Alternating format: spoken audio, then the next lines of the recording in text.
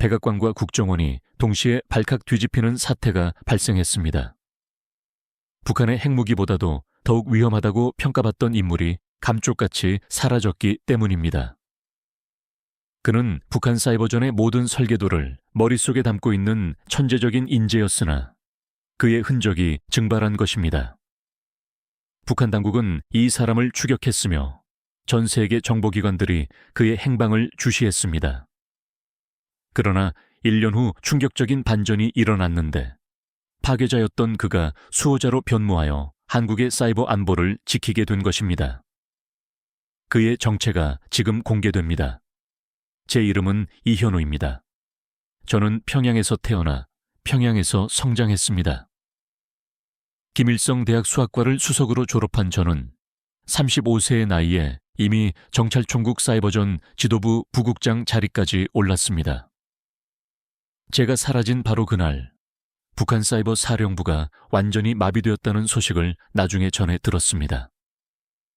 사실 저 자신도 제가 이토록 중요한 인물이었는지 미처 알지 못했습니다. 매일 새벽 6시에 출근하여 자정에 퇴근하는 그저 열심히 일하는 한 프로그래머라고만 생각했었기 때문입니다. 하지만 제가 맡았던 업무는 결코 평범하지 않았습니다. 전 세계의 금융 시스템을 뚫고 각국의 정부 기밀을 빼내며 필요하다면 국가 인프라를 마비시키는 임무를 수행했습니다. 저는 김정은이 직접 승인한 초특급 사이버전 프로젝트의 실무 총책임자였습니다. 그러던 제가 어느 날 갑자기 가족과 함께 사라졌습니다. 이현우 부국장이 보이지 않습니다 라는 보고를 받은 순간 평양 전체가 발칵 뒤집혔다고 합니다. 제 사무실은 즉시 봉쇄되었고 제가 접속했던 모든 서버는 긴급 점검에 돌입했습니다. 심지어 제가 거주하던 아파트 단지 일대까지 완전 통제되었습니다. 왜 이토록 난리가 났던 것일까요? 이유는 간단했습니다. 제 머릿속에 북한 사이버전의 모든 기밀이 저장되어 있었기 때문입니다. 어떤 백도어가 어디에 심겨 있는지, 어떤 제로데이 취약점을 보유하고 있는지, 어떤 국가의 어떤 시스템을 언제든지 마비시킬 수 있는지, 이 모든 것을 알고 있는 사람이 바로 저였습니다. 그러한 제가 탈북했다는 것은 북한의 입장에서 볼 때 디지털 무기고 전체가 적에게 넘어간 것과 같았습니다.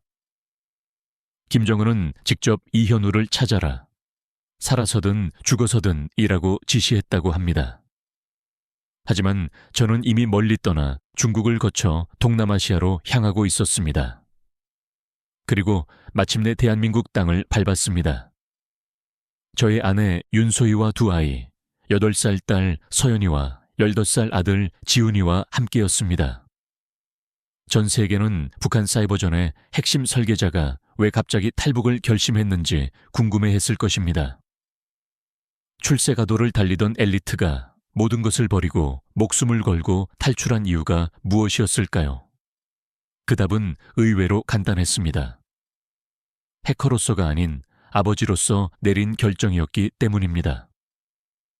제가 북한에서 누리던 지위는 상당했습니다. 사이버전 부국장이라는 직책 자체가 김정은의 절대적인 신뢰를 받고 있다는 증거였습니다. 벤츠 전용차도 제공되었고 외화 상점 출입증도 있었습니다. 아내는 특급 병원에서 근무했고 아이들은 최고의 영재 교육을 받고 있었습니다. 저희 가족에게 도대체 무슨 일이 있었던 걸까요? 사실 저는 북한에서 누릴 수 있는 모든 특권을 다 누리며 살았습니다. 평양 핵심 계층 출신이었는데 아버지는 인민군 소장이었고 어머니는 김일성대 교수였습니다. 어릴 때부터 최고의 교육을 받고 자랐습니다. 대학 시절 저는 수학 천재로 불렸으며 특히 암호 이론과 알고리즘 분야에서 두각을 나타냈습니다. 졸업과 동시에 정찰총국에서 저를 스카우트했습니다. 이현우 동무, 조국이 동무의 재능을 필요로 한다라는 말과 함께 시작된 저의 사이버전 인생은 순탄했습니다. 25세 첫 번째 대형 해킹을 성공시켰고 30에는 이미 팀장이 되었습니다. 제가 개발한 악성 코드는 서방의 보안 업체들조차 탐지하지 못했습니다. 특히 기억에 남는 것은 몇 년 전 성공시킨 국제금융망 침투 작전이었습니다. 단 한 줄의 코드로 수억 달러를 움직였던 그날, 김정은이 직접 전화를 걸어와 이현우 동무야말로 진정한 디지털 전사요라고 극찬했습니다. 저는 평양 시내 최고급 아파트의 최상층, 대동강이 보이는 전망 좋은 집에서 살았습니다. 딸 서연이는 예술영재학교에서 피아노를 배웠고 아들 지훈이는 과학영재학교에서 물리학을 공부했습니다. 아내 소희는 평양의학대학 병원에서 소아과 과장으로 일했습니다. 두 아이 모두 미래가 보장된 엘리트였습니다. 겉보기에는 완벽한 가정이었습니다. 체제에 충성하고 능력을 인정받으며 특권을 누리는 모범적인 간부 가정. 하지만 그 모든 것이 한순간에 무너지기 시작했습니다. 바로 딸 서연이의 작은 기침으로부터였습니다. 그 해 봄은 유난히 따뜻했습니다. 대동강변에는 벚꽃이 만개했고 평양 시내는 축제 분위기였습니다. 서연이가 가장 좋아하는 계절이었죠. 아빠, 오늘 학교에서 제가 모차르트 소나타를 연주했어요. 선생님이 저를 천재라고 했어요. 라고 말하는 8살 서연이는 정말 특별한 아이였습니다. 4살 때부터 피아노를 쳤으며 절대 음감을 가지고 있었고 예술 영재학교에서도 단연 돋보였습니다. 저녁 식탁에는 온 가족이 모였습니다. 아내가 준비한 특별 요리들이 가득했는데 외화 상점에서 구입한 수입 식재료로 만든 음식들이었습니다. 지훈아, 오늘 물리시험은 어땠니? 당연히 만점이죠. 양자역학 문제가 나왔는데 너무 쉬웠어요. 15살 아들은 자신감이 넘쳤는데 과학영재학교에서도 최상위권이었고 장래 희망은 로켓 과학자였습니다. 아내 소희가 따뜻하게 웃으며 말했습니다. 우리 아이들이 이렇게 잘 자라줘서 얼마나 다행인지 몰라요. 병원에서 보면 아픈 아이들이 너무 많거든요. 그 말이 왜 그렇게 불길하게 들렸는지 모르겠습니다.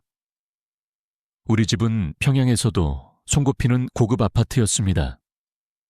거실에서 보이는 대동강 야경은 장관이었고 수입 가구와 최신 가전제품들로 꾸며진 집은 남들이 부러워할 만한 공간이었죠. 하지만 이 화려한 삶 뒤에는 보이지 않는 압박이 존재했습니다. 현우 동무, 이번 작전은 특히 중요하오. 실패하면 장담 못해 라는 상관의 차가운 경고가 항상 머릿속에 맴돌았습니다. 사이버전에서 실패는 곧 죽음을 의미했기 때문입니다. 매일 새로운 해킹 기술을 개발하고 더 정교한 공격을 기획해야 했습니다. 특권에는 대가가 있었는데 절대적인 충성과 완벽한 성과, 그것이 우리 가족이 이 삶을 유지하는 조건이었습니다. 주말이면 가족과 함께 특별구역으로 드라이브를 갔습니다. 일반인은 출입할 수 없는 깨끗한 해변이나 산장이었습니다. 서연이는 특히 바다를 좋아했습니다. 아빠, 바다 건너편에는 뭐가 있어요? 응, 다른 나라들이 있지. 가보고 싶어요. 다른 나라 아이들은 어떻게 살까요? 순진한 질문이었지만 대답하기 어려웠는데 바깥 세상에 대한 호기심은 위험한 것이었으니까요. 지훈이도 컴퓨터에 관심이 많았습니다. 가끔 제 서재에 들어와 프로그래밍 책을 뒤적이곤 했습니다. 아빠가 하는 일이 정말 멋있어 보여요. 컴퓨터로 세상을 바꾸는 거잖아요. 그래, 하지만 더 중요한 건 그 기술을 어떻게 쓰느냐란다. 제 일에 대해 자세히 말해줄 수는 없었습니다. 아들이 제가 하는 일의 진짜 모습을 안다면 어떻게 생각할까요? 정찰총국 사무실은 요새와 같았습니다. 삼엄한 검색대를 통과해야 했고 모든 통신은 감청되었습니다.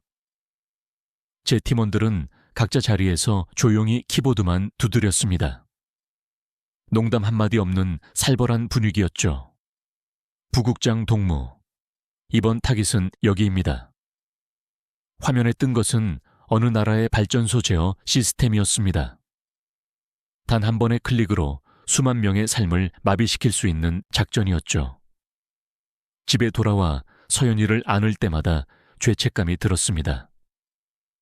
이 작은 손으로 피아노를 치는 아이가 있는데 저는 파괴적인 일을 하고 있다는 생각이 들었습니다. 특별 배급소에서 물건을 살 때도 마찬가지였습니다.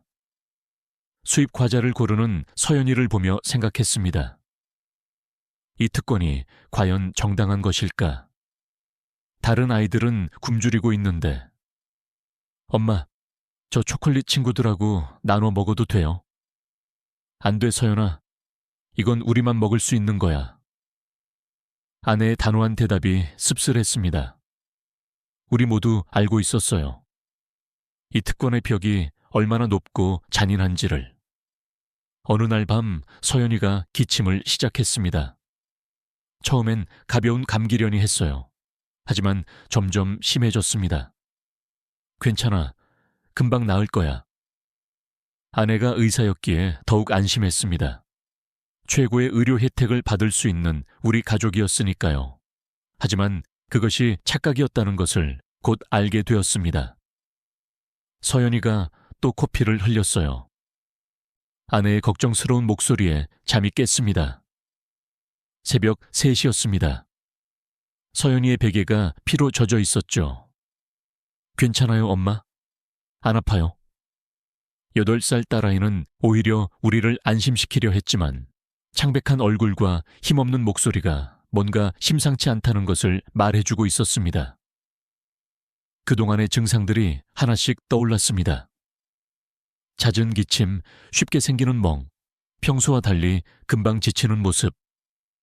단순한 성장통이라고 생각했었는데 말이죠. 내일 병원에 가보자. 정밀 검사를 받아봐야겠어. 아내는 이미 의사의 직감으로 뭔가 심각하다는 것을 느끼고 있었던 것 같았습니다. 평양의학대학 부속병원 특진실. 우리 같은 특권층만이 이용할 수 있는 곳이었습니다. 최신 의료 장비와 최고의 의료진이 있었죠. 혈액검사 결과가 나왔으나 의사의 표정은 어두웠습니다. 평소와는 달랐죠. 백혈구 수치가 비정상적으로 높습니다. 그리고 이상한 세포들이 발견되었어요. 무슨 뜻입니까? 제 목소리가 떨리고 있었습니다. 아내는 이미 눈물을 글썽이고 있었어요. 의사로서 그 의미를 바로 알아차렸던 것입니다. 추가 검사가 필요하지만 급성 골수성 백혈병 가능성이 높습니다. 그것도 매우 희귀한 A형으로 보입니다. 백혈병, 그 단어가 머릿속에서 맴돌았습니다. 혈액암이라는 뜻이었죠. 치료가 가능합니까? 솔직히 말씀드리면 어렵습니다. 특히 이 A형은 우리나라에서 치료한 사례가 거의 없어요. 항암제도 제한적이고. 의사는 말을 흐렸습니다. 더 이상 무슨 말이 필요했을까요? 골수 검사 결과는 더욱 충격적이었습니다. 암세포가 이미 골수의 80% 이상을 차지하고 있었고 너무 빨리 진행되는 타입이었습니다. 얼마나 남았습니까? 적극적인 치료를 해도 6개월, 길어야 1년 정도로 봅니다. 그 순간 세상이 무너지는 것 같았습니다. 내 작은 딸이 피아노 천재 서연이가 죽는다니. 병실로 돌아왔을 때 서연이는 그림을 그리고 있었습니다. 온 가족이 함께 웃고 있는 그림이었죠. 아빠, 나 많이 아픈 거예요? 아니야, 금방 나을 거야. 거짓말이었지만 달리 뭐라고 할 수 없었습니다. 그날 밤 아내와 함께 병원 옥상에 올라갔습니다. 평양의 야경이 펼쳐져 있었지만 아무것도 보이지 않았어요. 내가 의사인데 내 딸을 살릴 수 없다니. 소희가 흐느꼈습니다. 평양 최고의 소아과 의사도 자기 딸 앞에서는 무력했습니다. 다른 방법을 찾아보자. 중국이든 러시아든. 소용없어요. 이미 알아봤어요. 이 A형은 전 세계적으로도 치료가 어려워요. 특수한 표적 치료제가 필요한데 우리나라엔 없어요. 며칠 후 더 절망적인 소식이 전해졌습니다. 서연이의 상태가 예상보다 빨리 악화되고 있었어요. 헤모글로빈 수치가 급격히 떨어지고 혈소판도 바닥을 치고 있었죠. 수혈을 받아야 했습니다. 하지만 북한의 혈액 공급 상황은 매우 열악했습니다. 깨끗한 혈액을 구하는 것조차 특권이 필요했습니다. 현우 동무, 자네 딸 얘기 들었네. 안타깝군. 상관의 위로조차 공허했습니다. 그들에게 서연이는 그저 부하 직원의 딸일 뿐이었으니까요. 항암 치료를 시작했지만 효과는 미미했습니다. 구토와 탈모, 극심한 고통만 딸을 괴롭힐 뿐이었어요. 서연이는 점점 말라갔고 그 밝던 눈빛도 흐려져 갔습니다. 아빠, 나 피아노 칠 수 있을까요? 다시. 물론이지. 곧 다시 칠 수 있을 거야. 또다시 거짓말이었습니다. 서연이의 손가락은 이미 제대로 움직이지 않았습니다. 병원에서는 더 이상 해줄 게 없다고 했습니다. 고식적인 치료만 가능하다고요. 통증을 줄여주는 것 외에는. 이게 최선입니까? 정말 다른 방법이 없습니까? 죄송합니다. 현재 우리 의료 수준으로는. 의사도 고개를 숙였습니다. 북한 최고의 병원도 최고의 의사도 희귀 혈액암 앞에서는 무력했습니다. 지훈이는 동생을 위해 매일 병원에 왔습니다. 학교도 제대로 가지 않고 동생 곁을 지켰죠. 서연아, 나 오늘 네가 좋아하는 동화책 가져왔어. 15살 소년이 8살 동생에게 책을 읽어주는 모습이 가슴 아팠습니다. 어느 날 병실에서 혼자 있을 때였습니다. 서연이가 잠든 사이 스마트폰을 꺼냈습니다. 보안 규정 위반이었지만 저는 뭔가 해야 했습니다. 금지된 외국 의료 사이트에 접속했습니다. 프록시 서버를 여러 개 거쳐서요. 그리고 충격적인 정보를 발견했습니다. 밤마다 병실을 지키며 무력감에 시달렸지만 포기할 수 없었습니다. 그래서 금지된 일을 하기로 결단했습니다. 외부 세계와 접촉하는 것. 제 전문 기술을 이용해서라도 서연이를 살릴 방법을 찾아야 했습니다. 바로 그때부터 저희의 비밀 작전이 시작되었습니다. 새벽 2시 병원 화장실에서 몰래 스마트폰을 켰습니다. 특수보안 앱을 통해 우회 접속한 외국 의료 포럼이 화면에 나타났습니다. 급성 골수성, 백혈병 M소형, A형 완치 사례. 손이 떨렸습니다. 서연이와 정확히 같은 진단명이었습니다.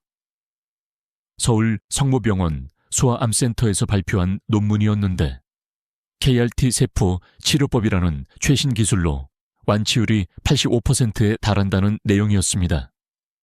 이게 진짜일까? 더 검색해보니 미국, 일본, 그리고 특히 한국의 치료 사례들이 쏟아져 나왔습니다. 서연이처럼 어린 환자들이 건강하게 회복된 사진들도 있었습니다. 가슴이 미친 듯이 뛰었습니다. 살 길이 있었던 것입니다. 단지 우리가 북한이라는 곳에 살고 있기 때문에 그 치료를 받을 수 없을 뿐이었습니다. 다음 날 아내에게 조심스럽게 얘기했습니다. 나만의 치료법이 있대. 뭐라고요? 병원 구석진 진료실에서 핸드폰 화면을 보여주었습니다. 아내의 눈이 점점 커졌습니다. 세포 재프로그래밍, 면역 항암제, 이런 게 정말 가능한가요? 논문이야, 국제 학술지에 실린, 완치된 아이들 사진도 봐.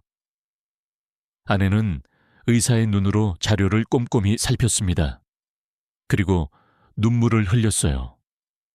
이런 치료법이 있는데 우리 서연이는 받을 수 없다니. 그 후로 저는 미친 사람처럼 정보를 수집했습니다. 낮에는 사이버전 업무를, 밤에는 의료정보 해킹을 했어요. 한국 병원들의 데이터베이스에 침투했습니다. 물론 치료 정보를 얻기 위해서였죠. 제 전문 기술이 처음으로 가족을 위해 쓰이는 순간이었습니다. 믿을 수 없어. 한국은 소암 치료에 이렇게 많은 예산을 쓴다고? 건강보험 자료를 보고 충격받았습니다. 수억 원의 치료비를 국가가 지원한다니요. 북한에서는 상상도 못할 일이었습니다. 더 놀라운 건 치료 성적이었습니다. 서연이와 같은 병을 앓던 아이들의 90% 이상이 5년 이상 생존하고 있었어요. 완치 판정을 받고 정상적인 삶을 사는 아이들의 사례가 수백 건에 달했습니다. 여보, 이것 좀 봐요. 한 아이의 치료 과정을 담은 영상을 찾았습니다. 병원 공식 유튜브에 올라온 것이었습니다. 서연이처럼 창백하고 여인 아이가 치료 후 건강하게 뛰어노는 모습이 담겨 있었습니다. 6개월 만에 완치 판정을 받았대요. 지금은 학교도 다니고. 아내가 화면을 뚫어지게 바라봤습니다.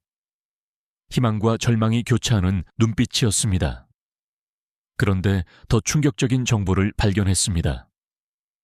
북한 고위층 자녀들이 몰래 중국을 통해 한국에서 치료받은 사례들이었습니다. 물론 극비리에 진행된 일들이었죠. 이럴 수가.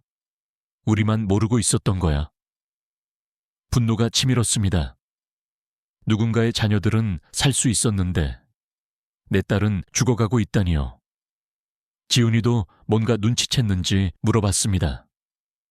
아빠, 서연이 정말 치료할 방법이 없는 거예요? 아빠는 컴퓨터로 뭐든 할 수 있잖아요. 아들의 말이 가슴에 박혔습니다. 정말로 저는 뭐든 할 수 있는 사람이었습니다. 전 세계에 어떤 시스템도 뚫을 수 있었죠. 그런데 내 딸을 살릴 수는 없다니. 밤마다 한국 병원들의 치료 프로토콜을 연구했습니다. 의학 용어는 어려웠지만 포기할 수 없었습니다. 아내와 함께 하나하나 분석했습니다. 이 치료법은 서연이한테 정확히 맞아요. 유전자 타입까지 일치해요. 그런데 어떻게 우리가? 말을 잇지 못했습니다. 탈북이라는 단어를 입에 올리는 것조차 위험했으니까요. 하지만 시간이 없었습니다. 서연이의 상태는 계속 악화되었습니다. 혈액 수치는 매일 떨어졌고 의식을 잃는 시간도 늘어갔습니다. 부국장님, 요즘 업무에 집중을 못하시는 것 같은데. 상관의 경고도 들렸습니다. 하지만 사이버전 따위가 무슨 의미가 있을까요? 내 딸이 죽어가는데. 어느 날 새벽 서연이가 갑자기 의식을 잃었습니다. 호흡도 불규칙해졌어요. 산소 호흡기를 준비하세요, 빨리. 아내가 의사 모드로 돌변해 응급처치를 했습니다. 다행히 의식은 돌아왔지만 아빠, 나 죽는 거예요.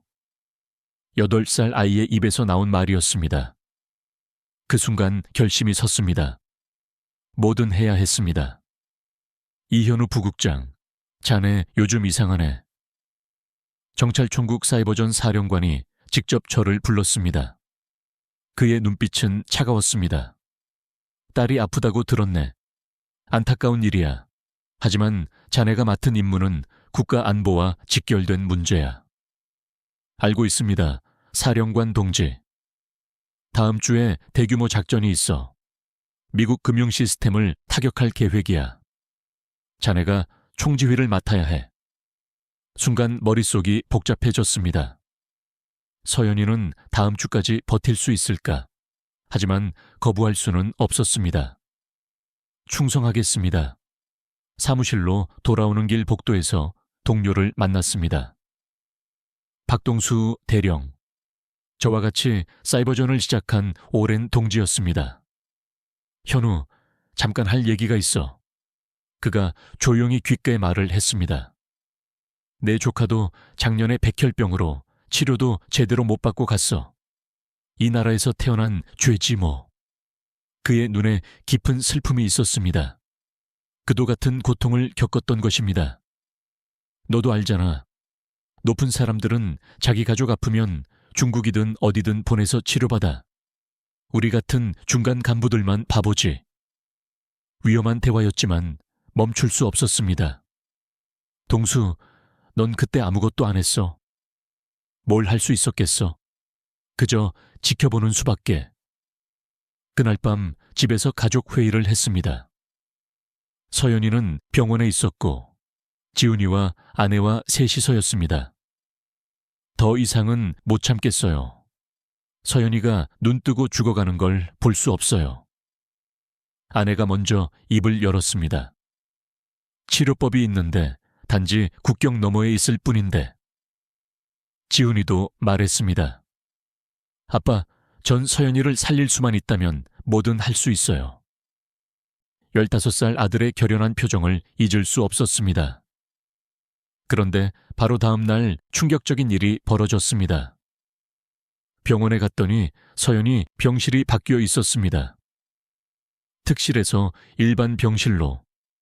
무슨 일입니까? 위에서 지시가 내려왔습니다. 특실이 필요한 다른 환자가 있다고.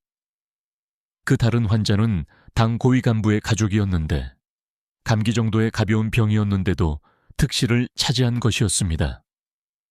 일반 병실은 열악했습니다. 제대로 된 의료 장비도 없었고 의료진도 부족했어요. 서연이는 더 빨리 악화되었습니다. 아빠, 여기 싫어요. 무서워요.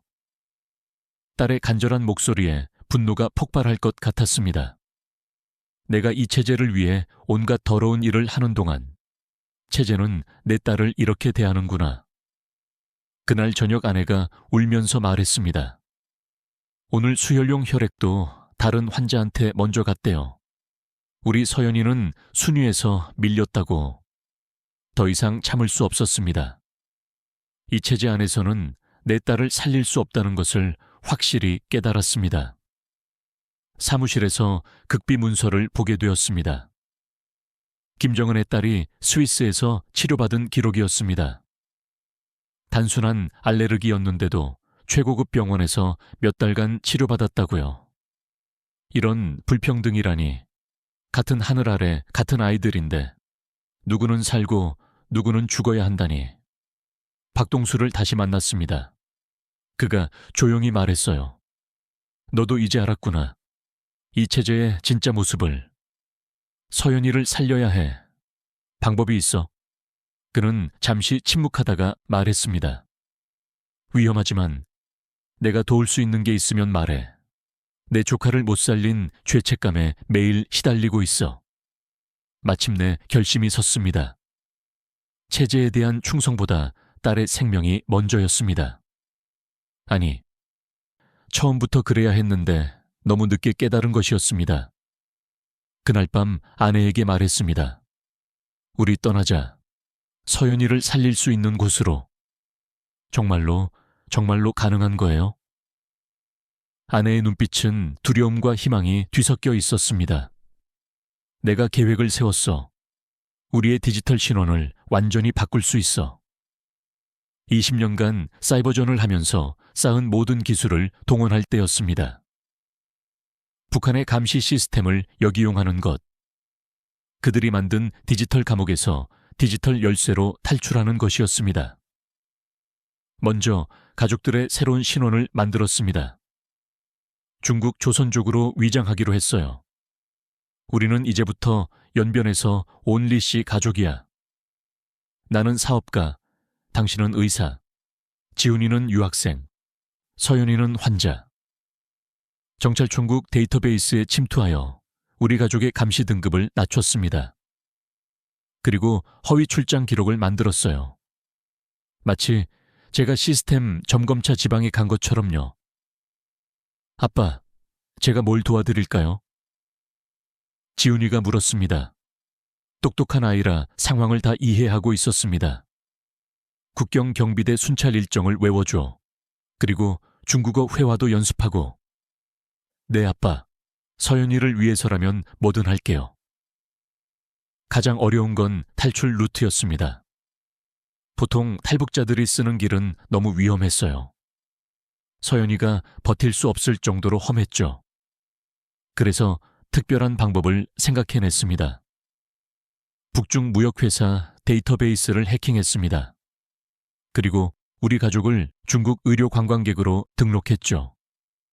실제로 고위층들이 가끔 쓰는 루트였습니다. 하지만 검문이 문제예요. 서연이 상태를 보면 아내의 걱정이 맞았습니다. 서연이는 이제 거의 걷지도 못했습니다.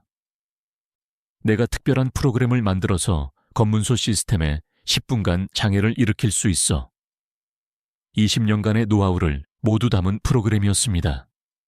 단 한 번만 쓸 수 있는 필살기 같은 것이었죠. 박동수도 몰래 도와줬습니다.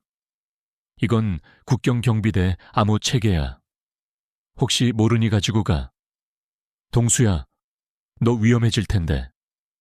내 조카를 못 구한 대신 내 딸은 살았으면 좋겠어. 준비하는 2주 동안 서연이는 더 나빠졌습니다. 이제 대부분 시간을 잠으로 보냈어요. 아빠, 우리 어디 가는 거예요? 응, 서연이가 건강해질 수 있는 곳으로 갈 거야. 피아노도 있어요. 그럼 세상에서 가장 좋은 피아노가 있을 거야. 거짓말이 아니었습니다. 한국에 가면 정말 그럴 테니까요. 디데이는 수요일로 정했습니다. 국경 경비가 가장 느슨한 날이었어요. 마지막 준비로 위조 여권을 만들었습니다. 홀로그램까지 완벽하게 복사한 정교한 작품이었죠. 사이버전에서 익힌 기술이 이렇게 쓰일 줄이야. 여보, 우리가 정말 성공할 수 있을까요? 해야 해. 서연이를 위해서. 가족 회의를 했습니다. 모든 위험을 설명했어요. 실패하면 우리 모두 처형될 거야. 그래도 갈 거니? 아빠, 전 서연이 없는 세상에서 사는 게 더 무서워요. 지훈이의 대답이었습니다. 저도 같은 생각이에요. 서연이가 살 수 있다면. 아내도 결연했습니다. 마지막 밤 집을 둘러봤습니다. 20년간 살았던 공간, 서연이가 처음 피아노를 쳤던 거실, 지훈이가 첫 걸음을 떼던 복도, 모든 것을 뒤에 두고 가야 했습니다. 사진 한 장 가져갈 수 없었습니다. 짐은 최소한으로 줄였습니다. 서연이의 약과 의료 기록, 그리고 위조 신분증들, 그것이 전부였습니다. 새벽 3시, 마침내 집을 나섰습니다. 서연이를 업고 아내는 지훈이의 손을 잡고 이제 시작이야. 숨을 깊게 들이쉬었습니다. 20년간의 엘리트 인생을 뒤로하고 불확실한 미래를 향해 첫 발을 내딛는 순간이었습니다. 디지털 세계의 지배자였던 제가 이제 아날로그 세계의 도망자가 되는 순간이었습니다.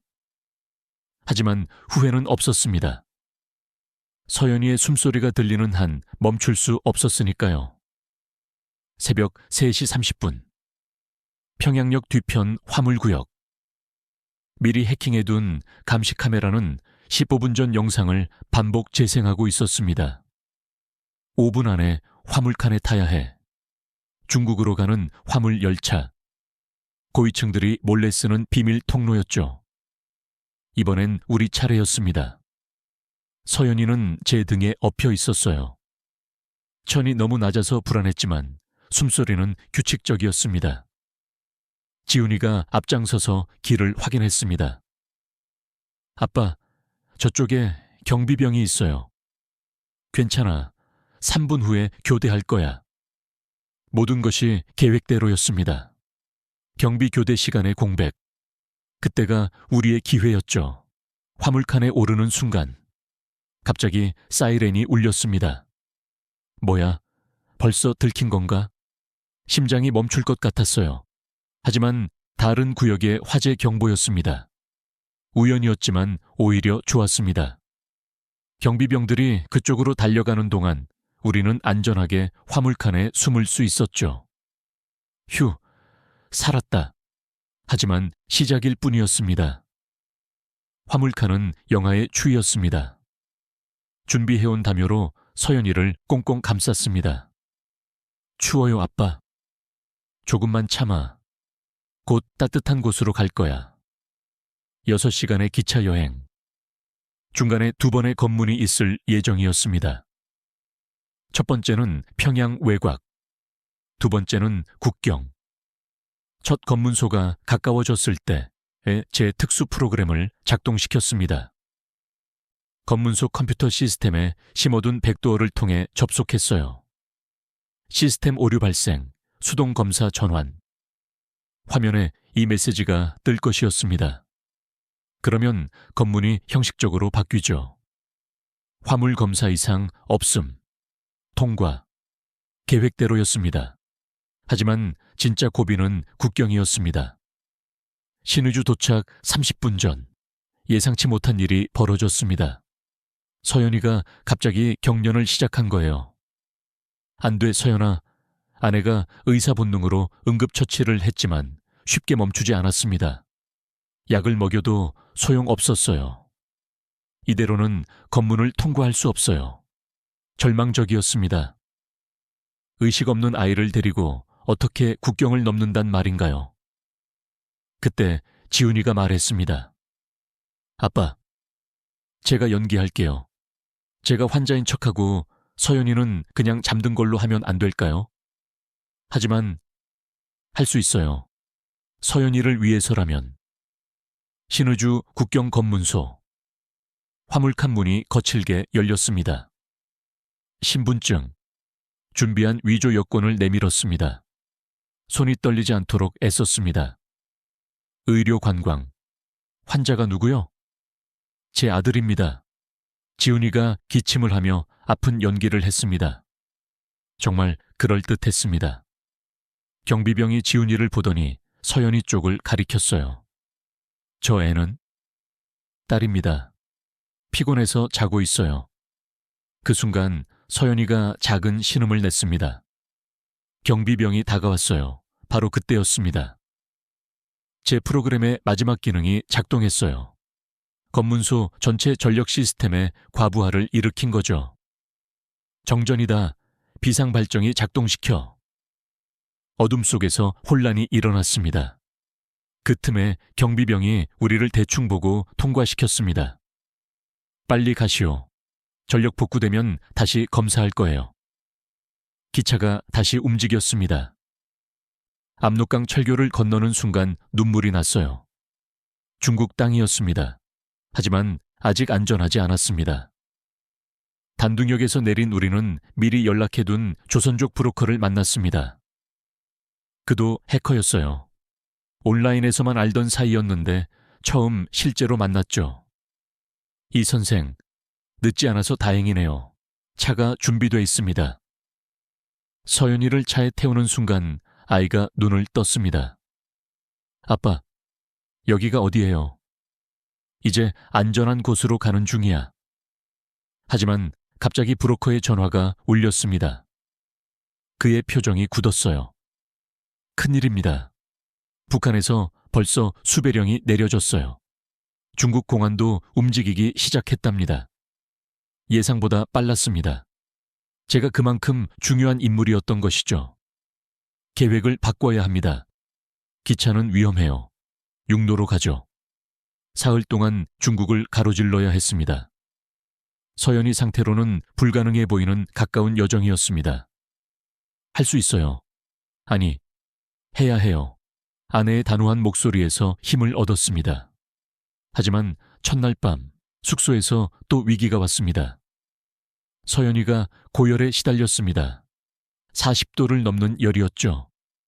병원에 가야 해요. 안 됩니다. 병원에 가면 신원이 노출돼요. 브로커는 단호했습니다.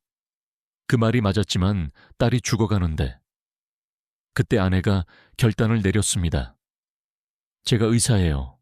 약국에서 약만 구해주면 어떻게든 해볼게요. 중국 약국을 돌며 필요한 약을 구했습니다. 아내는 밤새 서연이를 돌봤어요. 의사이자 엄마의 필사적인 노력이었습니다. 새벽 무렵 기적처럼 열이 내렸습니다. 엄마, 목말라요. 살아 있었습니다. 우리 딸이 또 한 번 고비를 넘긴 것이었어요. 하지만 시간과의 싸움은 계속되었습니다. 빨리 일어나세요. 공안이 오고 있어요. 새벽 5시. 브로커의 다급한 목소리에 잠이 깼습니다. 창밖으로 보니 공안 차량 2대가 건물로 접근하고 있었어요. 뒷문으로 지금 당장. 서연이를 안고 뛰었습니다. 아내는 약품을, 지훈이는 최소한의 짐을 챙겼습니다. 계단을 내려가는 발소리가 복도에 울렸습니다. 3층입니다. 정보대로라면. 중국 공안의 목소리가 들렸습니다. 우리는 2층이었습니다. 간발의 차이로 빠져나갔죠. 골목길을 달리는 동안 서연이가 힘겹게 말했습니다. 아빠, 우리 잡히는 거예요? 아니야, 절대 안 잡혀. 아빠가 약속할게. 하지만 상황은 심각했습니다. 북한 보위부가 중국 공안에 거액을 제시했다는 정보가 들어왔습니다. 우리 가족을 잡는데 1억 위안이라는 현상금이 걸렸다고 했죠. 일반 탈북자한테 이런 현상금은 브로커도 놀란 눈치였습니다.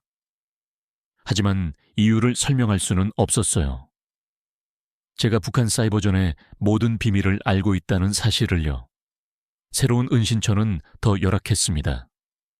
반지하 창고 같은 곳이었어요. 하지만 숨을 곳이 있다는 게 감사했습니다. 여기서 며칠 숨어 있어야 합니다.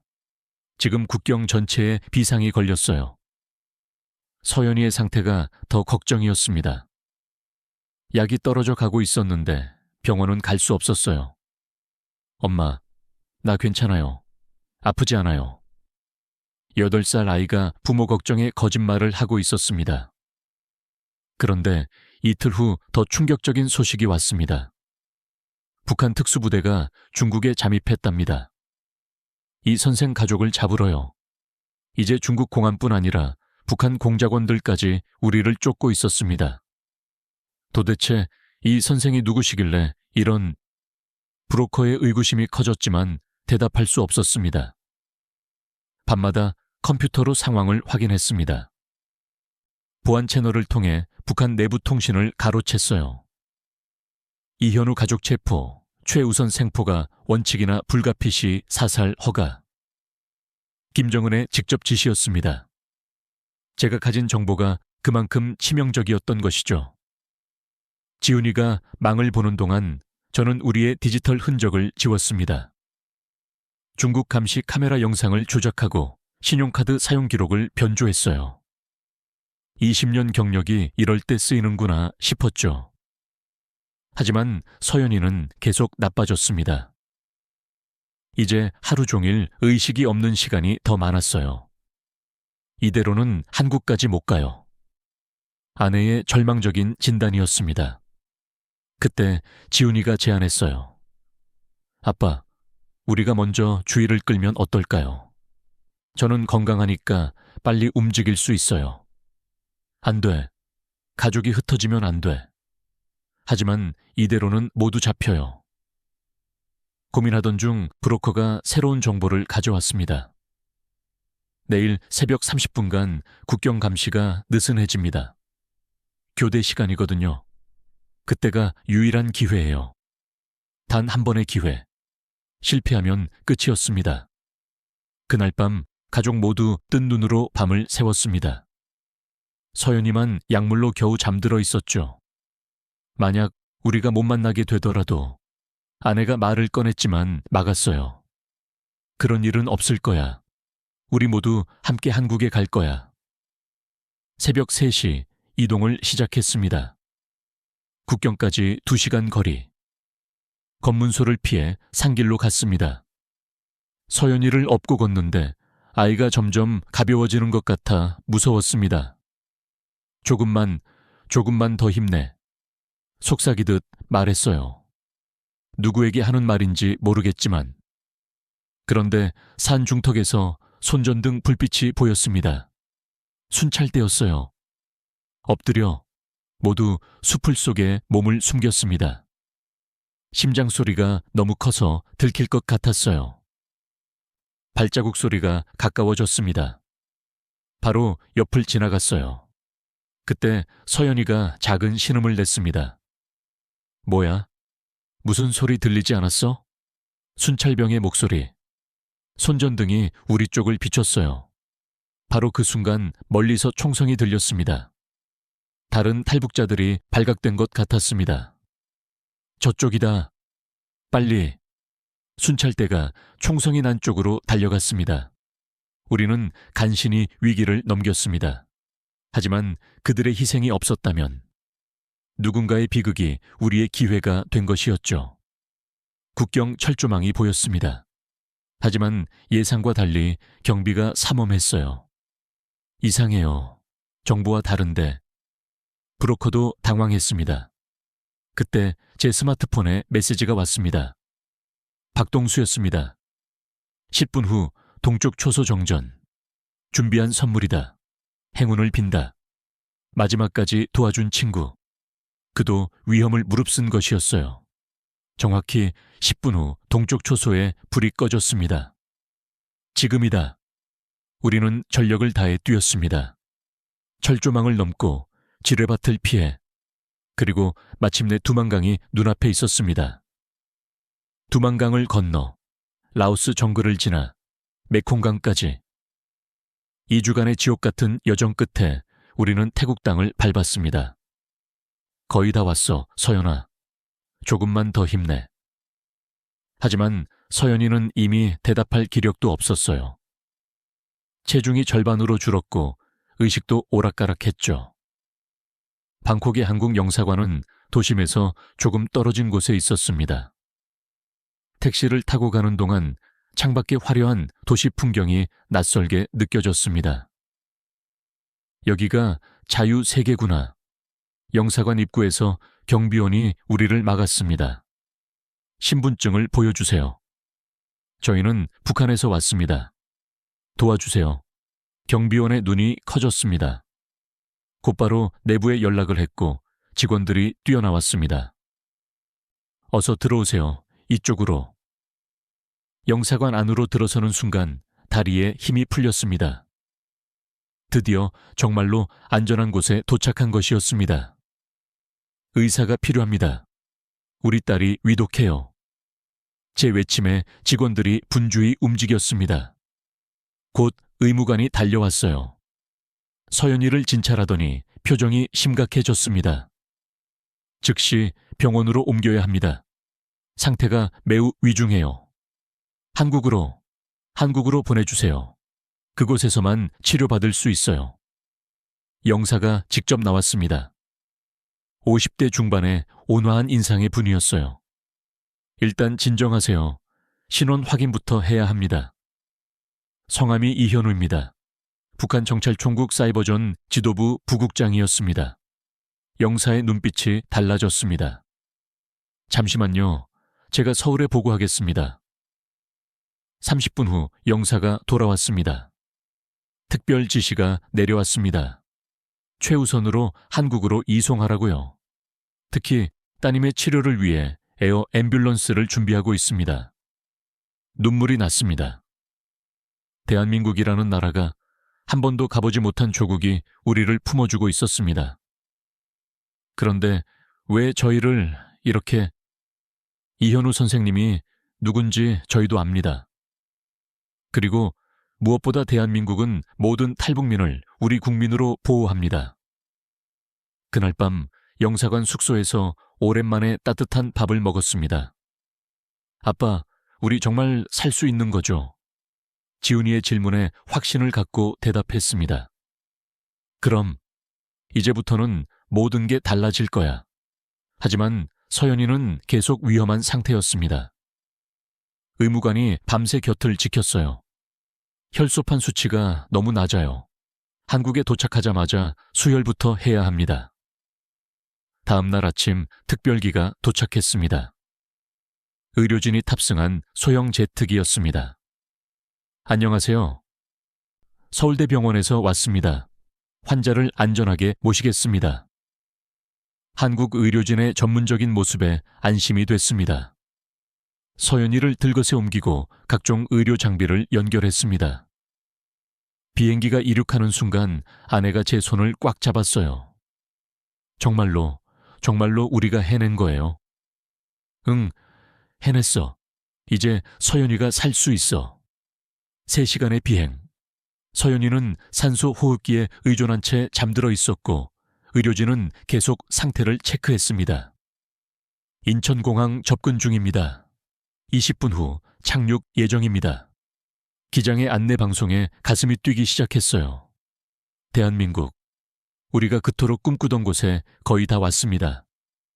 창밖으로 한국 땅이 보이기 시작했어요. 깔끔하게 정비된 도시, 푸른 바다, 그리고 수많은 불빛들. 저게 우리가 살 곳이야. 지훈이가 경이로운 눈빛으로 창밖을 바라봤습니다. 비행기가 활주로에 닿는 순간 눈물이 터졌습니다. 정말로, 정말로 도착한 것이었습니다. 인천공항 특별 게이트로 나오자 구급차가 대기하고 있었습니다. 서울대병원 소아암센터입니다. 바로 출발하겠습니다. 구급차 안은 작은 병원 같았습니다. 최첨단 장비들이 가득했고 의료진 3명이 서연이를 돌봤습니다. 활력 증후 안정적입니다. 하지만 즉시 수혈이 필요해요. 한강을 건너 서울로 들어가는 동안 차창밖 풍경에 압도됐습니다. 높은 빌딩들, 깨끗한 도로, 자유롭게 걸어 다니는 사람들. 이 모든 게 진짜인가요? 아내가 믿기지 않는다는 듯 중얼거렸어요. 서울대병원 응급실. 수십 명의 의료진이 우리를 기다리고 있었습니다. 소아혈액종양과 김태영 교수입니다. 따님의 상태를 들었습니다. 최선을 다하겠습니다. 서연이는 즉시 무균실로 옮겨졌어요. 우리는 유리창 밖에서 지켜볼 수밖에 없었죠. 먼저 정밀 검사부터 하겠습니다. 북한에서의 진단이 정확한지 확인해야 해요. 첨단 장비들이 작동했습니다. PET, MRI, 유전자 검사까지. 북한에서는 상상도 못했던 검사들이었어요. 그런데 2시간 후 김 교수가 밝은 표정으로 나왔습니다. 좋은 소식이 있습니다. 예상보다 암세포가 덜 퍼져 있어요. 그리고 이 유형은 우리가 많이 치료해본 케이스입니다. 정말 치료가 가능한가요? 네, KRT 치료법으로 접근하면 완치 가능성이 80% 이상입니다. 그 말에 온 가족이 울음을 터뜨렸습니다. 북한에서는 죽음을 선고받았던 아이가 여기서는 살 수 있다는 거였으니까요. 다만 치료 과정이 쉽지는 않을 겁니다. 하지만 우리가 최선을 다할게요. 즉시 치료가 시작됐습니다. 먼저 수혈로 혈액 수치를 안정시키고 감염 예방을 위한 항생제 투여가 이어졌어요. 병실은 1인실이었습니다. 깨끗하고 넓고 보호자가 머물 공간도 있었어요. 이 모든 비용은 어떻게? 걱정스럽게 물었더니 간호사가 웃으며 대답했습니다. 탈북민 의료 지원 제도가 있어요. 치료비 걱정은 안 하셔도 됩니다. 믿기지 않았습니다. 북한에서는 돈과 권력이 없으면 치료도 못 받는데 여기서는 탈북민이라는 이유만으로 최고의 치료를 받을 수 있다니. 이틀 후 서연이가 의식을 회복했습니다. 엄마, 여기가 어디예요? 병원이야. 이제 서연이 병을 고칠 수 있는 병원. 진짜요? 나 다시 피아노 칠 수 있어요. 그럼 꼭 칠 수 있을 거야. 치료 계획이 세워졌습니다. 먼저 항암 치료로 암세포를 줄이고 그 다음 KRT 치료를 시작한다는 것이었습니다. 서연이의 면역세포를 추출해서 암세포만 공격하도록 재프로그래밍합니다. 그리고 다시 주입하는 거예요. 김 교수의 설명은 마치 공상과학 영화 같았어요. 하지만 이것이 현실이었습니다. 치료가 시작되고 일주일, 놀라운 변화가 일어났습니다. 서연이의 안색이 좋아지고 식욕도 돌아왔습니다. 아빠, 오늘은 뭐 먹고 싶은지 알아요? 치킨이요. 오랜만에 듣는 서연이의 밝은 목소리였습니다. 병원 생활에도 적응해 갔습니다. 간호사들은 천사 같았어요. 서연이를 자기 가족처럼 돌봐줬죠. 서연아, 오늘은 기분이 어때? 좋아요. 간호사 선생님이 예쁜 머리핀 해줬어요.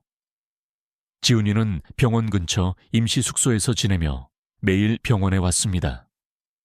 서연아, 오빠가 재밌는 만화책 가져왔어. 남매의 정다운 모습을 보는 것만으로도 행복했습니다. 그런데 며칠 후 국정원에서 사람이 왔습니다. 이현우 선생님, 잠시 이야기 좀 나눌 수 있을까요? 드디어 올 것이 온 것이었습니다. 하지만 두렵지 않았어요. 이제 숨길 것도 없었으니까요.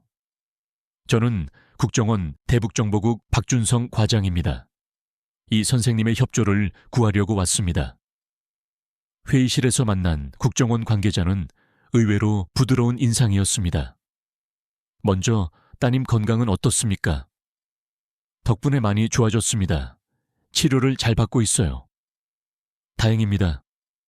사실 저희도 이 선생님 가족의 상황을 잘 알고 있습니다. 따님 치료가 최우선이라는 것도요. 그는 서류를 꺼내 보여주었습니다. 북한이 선생님을 찾는데 혈안이 되어 있습니다. 중국에 현상금을 또 올렸더군요. 제가 가진 정보 때문이겠죠? 맞습니다. 그래서 제안을 하나 하려고 합니다.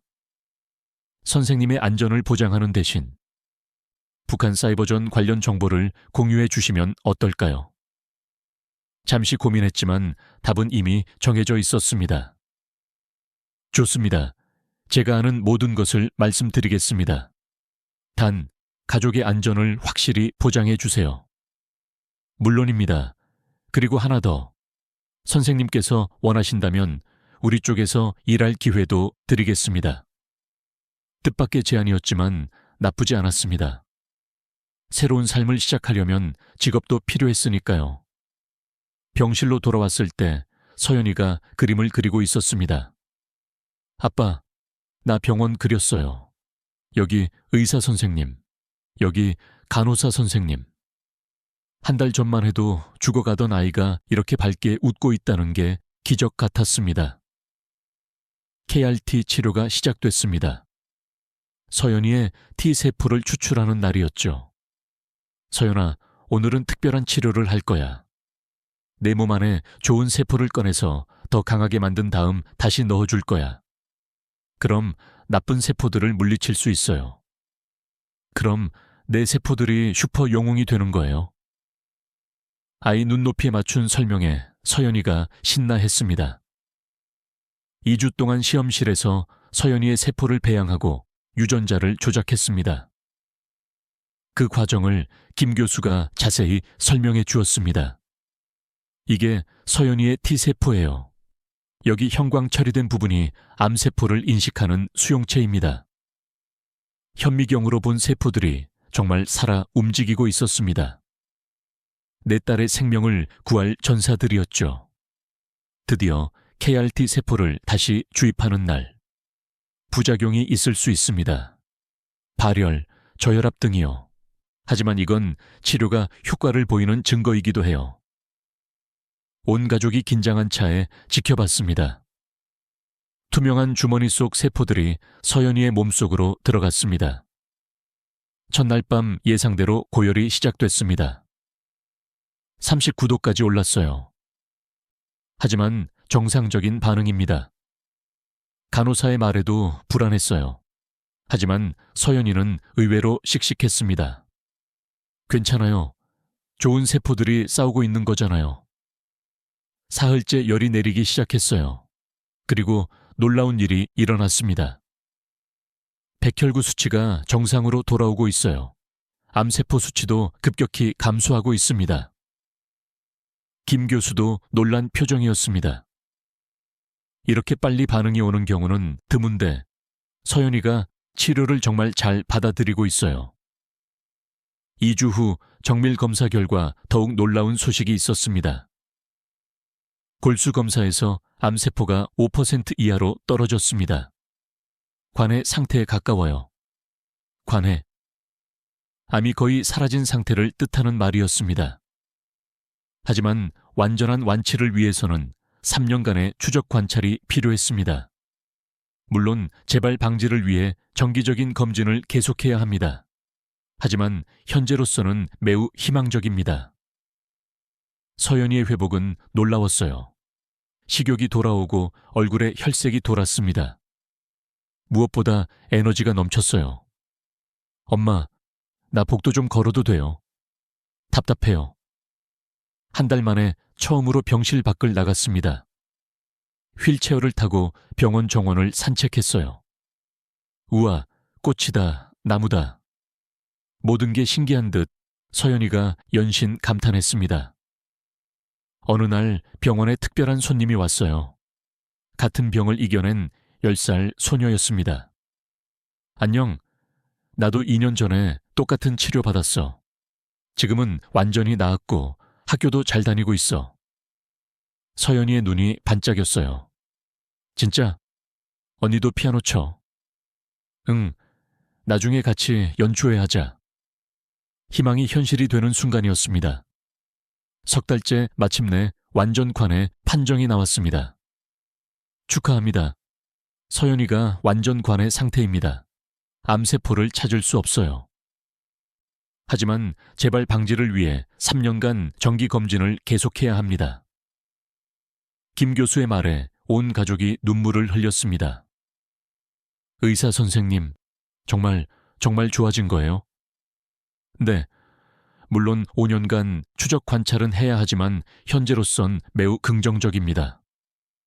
서연이가 제 목을 꼭 안았습니다. 아빠, 나 많이 좋아졌대요. 이제 피아노 칠 수 있대요. 그 작은 팔의 힘이 얼마나 강한지 숨이 막힐 정도였습니다. 생명의 힘이었어요. 포기하지 않은 우리 모두의 승리였습니다. 아빠, 오늘 학교에서 친구 3명이나 생겼어요. 서연이가 초등학교 첫 등교를 마치고 돌아왔을 때의 모습을 잊을 수 없습니다. 분홍색 책가방을 메고 뛰어오는 모습이 너무나 건강해 보였습니다. 우리 가족은 서울 외곽의 조용한 아파트에 정착했습니다.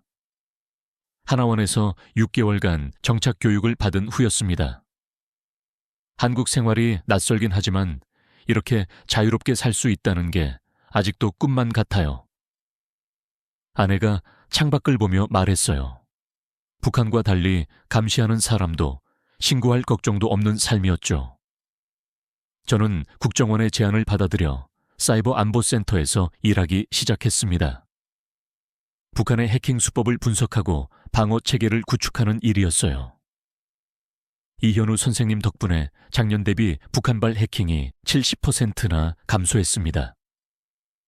상관의 칭찬이 감격스러웠습니다.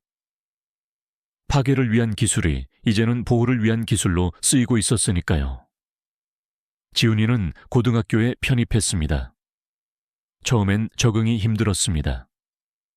아빠, 여기 수학이 너무 어려워요. 북한에서 안 배운 게 너무 많아요. 괜찮아, 천천히 따라가면 돼. 하지만 지훈이는 금세 적응했어요. 특히 물리와 컴퓨터 과목에서 두각을 나타냈죠. 선생님이 제가 프로그래밍에 재능이 있대요. 대학에서 컴퓨터 공학 전공하고 싶어요. 아들이 꿈을 갖고 있다는 게 너무 기뻤습니다. 아내 소희는 탈북민 지원센터에서 의료 봉사를 시작했어요. 북한에서 온 사람들이 아프면 어디 가야 할지도 모르더라고요. 내가 도울 수 있어서 보람이 있어요. 서연이는 완전히 건강을 회복했습니다. 매달 정기 검진을 받았지만 재발 징후는 전혀 없었어요. 그리고 드디어 그토록 원하던 피아노를 다시 시작했습니다. 도레미파솔라시도. 처음엔 손가락이 잘 움직이지 않았습니다. 오랜 투병으로 근육이 약해졌거든요. 하지만 서연이는 포기하지 않았습니다. 아빠, 나 꼭 피아니스트 될 거야. 아픈 아이들을 위한 연주회도 하고 싶어요. 8살 아이의 꿈이 너무나 아름다웠습니다. 주말이면 가족이 함께 나들이를 갔습니다. 한강공원, 남산, 경복궁, 자유롭게 갈 수 있는 곳이 너무 많았어요. 엄마, 여기서는 어디든 갈 수 있어요. 그럼, 가고 싶은 곳 어디든 갈 수 있어. 서연이의 질문에 새삼 자유의 의미를 깨달았습니다. 하지만 적응이 쉽지만은 않았습니다. 가끔 북한 억양이 나와서 사람들이 이상하게 쳐다볼 때도 있었고 문화 차이로 실수할 때도 있었죠. 괜찮아요. 우리가 어디서 왔는지는 중요하지 않아요. 중요한 건 우리가 함께 있다는 거예요. 아내의 말이 큰 위로가 됐습니다. 6개월 후 특별한 일이 있었어요. 서연이의 치료를 담당했던 김태영 교수가 찾아왔습니다. 서연이 회복 사례를 국제학회에 발표하고 싶은데 동의해 주시겠어요? 많은 아이들에게 희망을 줄 수 있을 거예요. 물론 동의했습니다. 서연이의 기적이 다른 아이들에게도 희망이 된다면 얼마나 좋을까요? 그리고 1년 후 더 놀라운 일이 일어났어요. 아빠, 나 피아노 콩쿠르에서 상 받았어요. 서연이가 동상 트로피를 들고 뛰어왔습니다. 비록 큰 상은 아니었지만 우리에겐 그 무엇보다 값진 상이었어요. 새로운 삶은 완벽하지 않았습니다. 가끔 북에 두고 온 친척들이 생각났고 악몽을 꿀 때도 있었어요. 하지만 후회는 없었습니다. 창밖에서 들려오는 서연이의 피아노 소리를 들으며 확신했습니다. 이것이 우리가 찾던 삶이라고. 자유롭고 희망찬 새로운 삶이라고. 오늘 새벽 3시 국내 주요 은행들이 동시다발적 디도스 공격을 받았습니다. 북한 해커 조직의 소행으로 추정됩니다. 회의실 스크린에 뜨는 속보를 보며 긴장했습니다. 제가 한국사이버안보센터에서 일한 지 1년.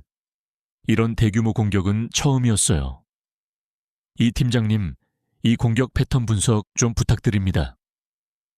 저는 즉시 공격 코드를 분석하기 시작했어요. 그리고 곧 알아차렸습니다. 이건 제가 3년 전에 개발한 알고리즘이에요. 정찰총국 7국에서 쓰는 수법입니다. 제 과거가 이런 식으로 돌아올 줄은 몰랐어요. 하지만 이제는 달랐습니다. 백도 위치를 압니다. 제가 막을 수 있어요. 2시간의 사투 끝에 공격을 완전히 차단했습니다. 제가 만든 창이 이제는 방패가 된 셈이었죠. 대단합니다. 피해를 최소화했어요. 이 팀장님 아니었으면 큰일 날 뻔했습니다. 동료들의 박수를 받으며 묘한 감정이 들었습니다. 과거의 나를 현재의 내가 막아낸 느낌이었달까요? 그 일을 계기로 저는 더 적극적으로 한국 사이버 안보에 기여하기 시작했습니다. 북한 해커들의 사고방식을 이해하는 게 중요해요. 그들도 명령에 따를 뿐이지만 패턴은 있거든요. 제가 개발한 탐지 시스템은 큰 성과를 냈습니다. 북한발 해킹 시도의 90% 이상을 사전에 차단할 수 있게 됐죠. 어느 날 국제사이버보안 컨퍼런스에 초청받았습니다. 당신의 경험을 세계와 공유해 주시겠습니까? 많은 나라들이 북한 해킹에 시달리고 있어요. 망설였지만 결국 수락했습니다. 제 증언이 세계 평화에 도움이 된다면 기꺼이 하고 싶었죠. 저는 한때 사이버 공격자였습니다. 하지만 이제는 수호자입니다. 제 발표는 큰 반향을 일으켰습니다. 북한 해킹의 실체를 내부자 시각에서 설명한 건 처음이었으니까요.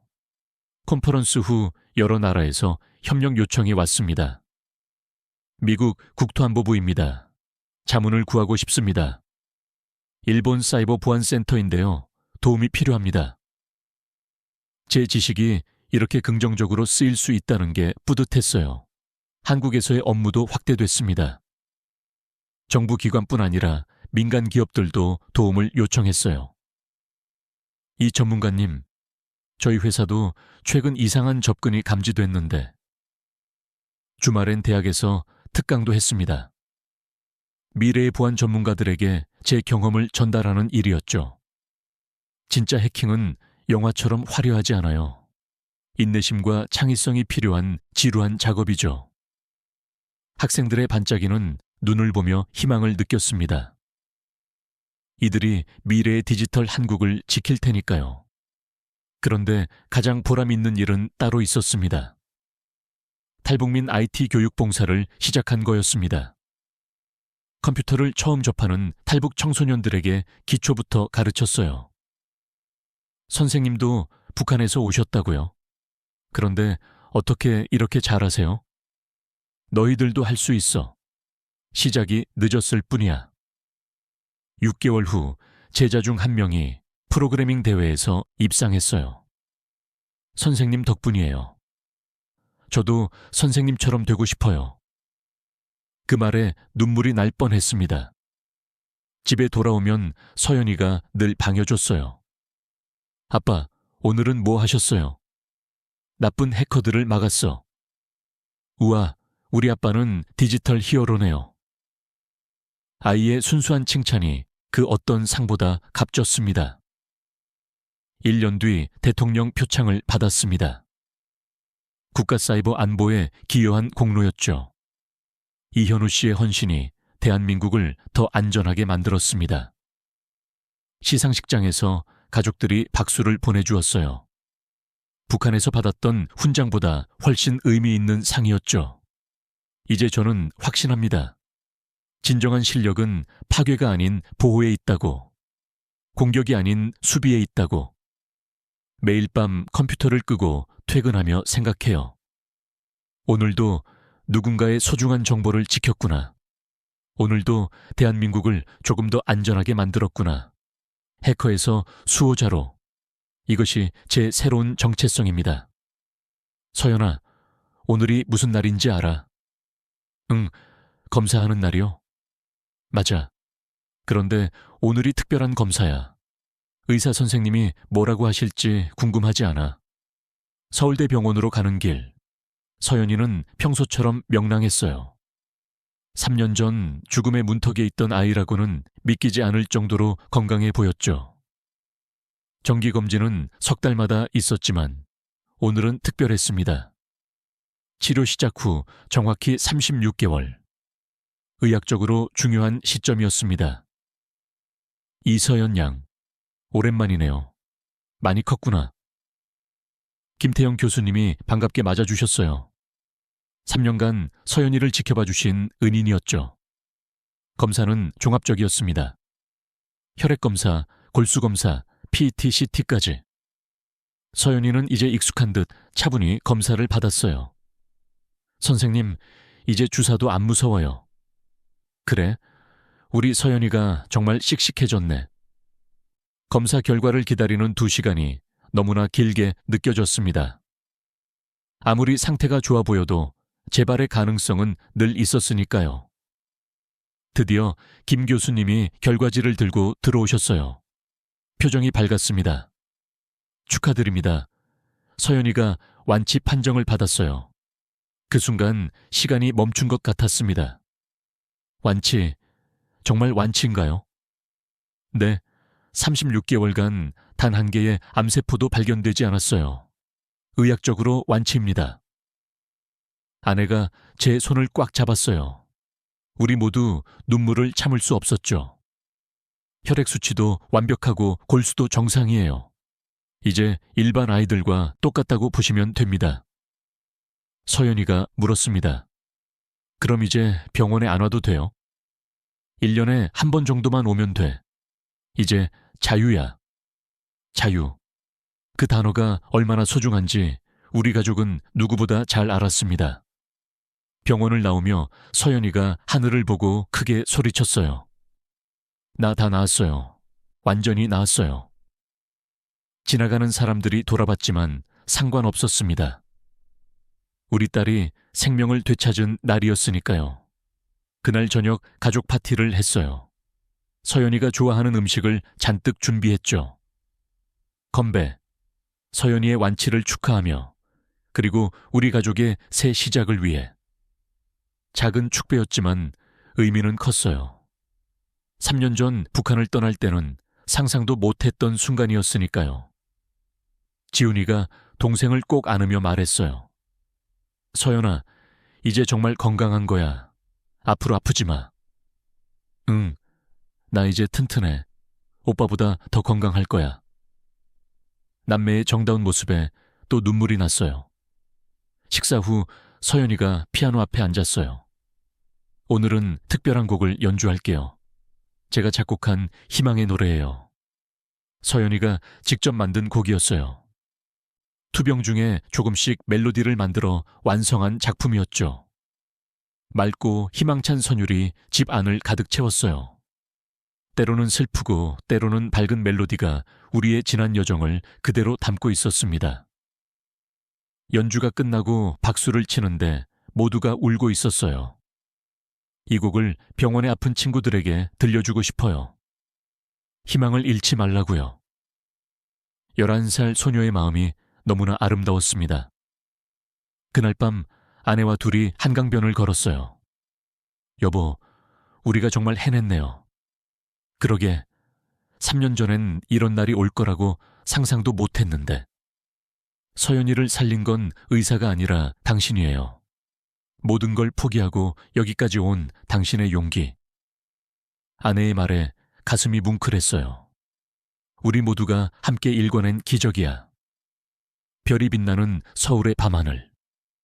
자유로운 땅에서 건강을 되찾은 딸과 함께하는 삶. 이보다 더 큰 축복이 있을까요? 완치 판정서를 들고 집으로 돌아오며 다짐했습니다. 이 생명을 지켜준 대한민국에 보답하며 살겠다고. 그리고 아직도 북한에서 치료받지 못해 고통받는 아이들을 잊지 않겠다고. 서연이의 완치는 끝이 아니라 새로운 시작이었습니다. 아빠, 여기서 사진 찍어요. 한강공원 잔디밭에서 서연이가 활짝 웃으며 뛰어다녔습니다. 5년 전 완치 판정을 받은 후 이제는 완전히 건강한 고등학생이 됐어요. 지훈아, 너가 동생이랑 먼저 찍어. 에이, 엄마도 같이 찍어요. 23이 된 지훈이는 이제 대학교 4학년, 컴퓨터 공학을 전공하며 아빠를 닮아가고 있었습니다. 봄날의 한강공원은 생명력으로 가득했습니다. 자전거를 타는 연인들, 돗자리를 펴고 도시락을 먹는 가족들, 강아지와 산책하는 사람들. 9년 전 오늘 우리가 한국에 도착했죠. 아내가 조용히 말했어요. 맞아요. 정확히 9년 전 오늘이었습니다. 그때 서연이는 죽어가고 있었는데 이제는 이렇게 건강하게 뛰어놀고 있네요. 서연이가 다가와 제 팔에 매달렸습니다. 아빠, 제가 다음 달 콘서트에서 연주할 곡 들려드릴까요? 그래, 뭘 준비했는데? 라흐마니노프 피아노 협주곡 2번이요. 어려운 곡이지만 꼭 해내고 싶어요. 음악 고등학교에 다니는 서연이는 이제 준전문가 수준의 피아니스트가 됐어요.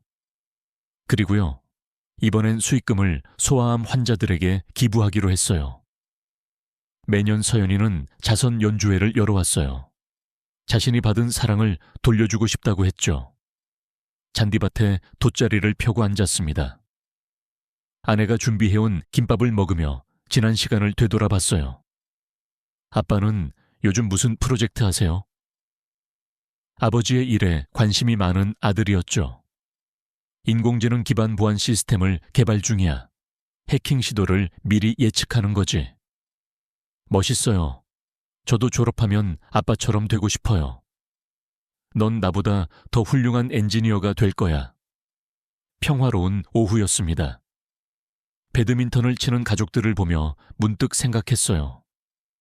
이게 바로 우리가 목숨 걸고 찾아온 자유구나. 평범하지만 소중한 일상의 자유. 엄마, 북한에도 이런 공원이 있어요? 서연이의 질문에 잠시 말이 없었어요. 있긴 하지만 자유롭게 올 수는 없어. 왜요? 그곳엔 자유가 없거든. 서연이는 북한에 대한 기억이 거의 없어요. 하지만 우리는 잊지 않고 있었죠. 언젠가는 그곳 사람들도 자유롭게 살 수 있겠죠. 아내의 말에 고개를 끄덕였습니다. 해가 기울어갈 무렵 우리는 천천히 집으로 돌아왔습니다. 현관문을 열고 들어서는데 서연이가 말했어요. 아빠, 제가 크면 의사가 되고 싶어요. 피아니스트 겸 의사요. 왜? 저처럼 아픈 아이들을 치료하고 음악으로 위로도 해주고 싶어요. 16 소녀의 꿈이 참 아름다웠습니다. 저녁을 먹고 각자의 방으로 흩어졌어요. 저는 서재에서 내일 발표할 보안 리포트를 검토했죠. 창밖으로 서울의 야경이 보였습니다. 불빛 하나하나가 누군가의 삶이고 희망이겠죠. 문득 9년 전 그날이 떠올랐습니다. 죽어가는 딸을 안고 두만강을 건너던 그 절박했던 순간. 그때는 몰랐습니다. 그 선택이 우리 가족을 이렇게 행복하게 만들어줄 줄은. 자유. 그것은 단순한 개념이 아니었어요. 숨 쉬는 것처럼 자연스럽지만 없으면 죽는 것과 같은 것. 제가 만든 사이버 보안 시스템의 이름은 프리덤 가디언, 프리덤 가디언입니다. 자유의 수호자라는 뜻이죠. 매일 수천 개의 악성 코드와 싸우며 생각해요. 내가 지키는 건 단순한 데이터가 아니라 누군가의 자유라고. 밤 10시. 서연이의 피아노 소리가 들려왔어요. 라흐마니노프의 선율이 집안을 가득 채웠죠. 그 음악을 들으며 확신했습니다. 우리 가족이 찾은 자유의 알고리즘은 간단했다고. 사랑하는 사람을 위해 모든 걸 걸 수 있는 용기. 그것이 진정한 자유의 시작이었다고. 창밖의 별들이 유난히 밝은 밤입니다. 북쪽 하늘 어딘가에서 이 별을 보고 있을 누군가를 위해 기도했습니다. 언젠가 그들도 자유를 찾을 수 있기를. 그것이 우리가 먼저 자유를 찾은 자의 의무이니까요. 지금까지 북한 최고 사이버 전사에서 대한민국 디지털 수호자가 된 이현우 씨 가족의 기적적인 이야기였습니다. 딸을 살리기 위해 모든 것을 포기하고 자유를 찾아 나선 한 아버지의 숭고한 용기.